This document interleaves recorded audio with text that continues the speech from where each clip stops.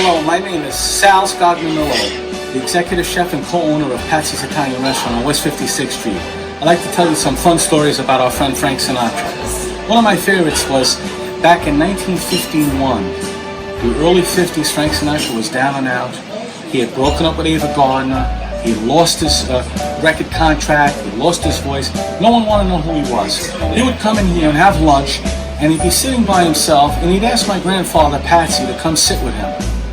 And my grandfather, of course, would sit with him, and he'd say to my grandfather, Patsy, he'd say, look at all these people in the dining room. They're my fair weather friends. When I was very high and doing good, they all wanted to buy me a drink, and now no one wants to know who I am. My grandfather said, Frank, don't worry, you'll make a comeback someday. Well, on the way out, Frank Sinatra said to my grandfather, Patsy, please book me a table for 1 tomorrow, about 3 o'clock. And my grandfather said, sure, Frank.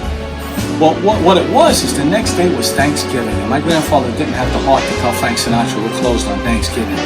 So after Frank left, my grandfather said to some of the waitstaff, please come in tomorrow, you could bring your families. And they didn't really want to do it, but then they were told it was Frank Sinatra, and they were very happy to do it. The next day, Frank Sinatra came in on Thanksgiving Day, and my father was the chef, and he said to my father, Joe, please make me something, but anything but turkey. And my father made him a nice chicken rollatini dish. And Frank Sinatra looked around the room, he saw no one was there, and he said to my grandfather, Patsy, it's a little quiet today. And I guess not realizing that we weren't open on Thanksgiving, there was no one in the place. Well, he had a great meal, he left, and he found out later in life that we opened just for him. He never forgot it. He was very loyal to us. Great story about Frank Sinatra. Thanksgiving.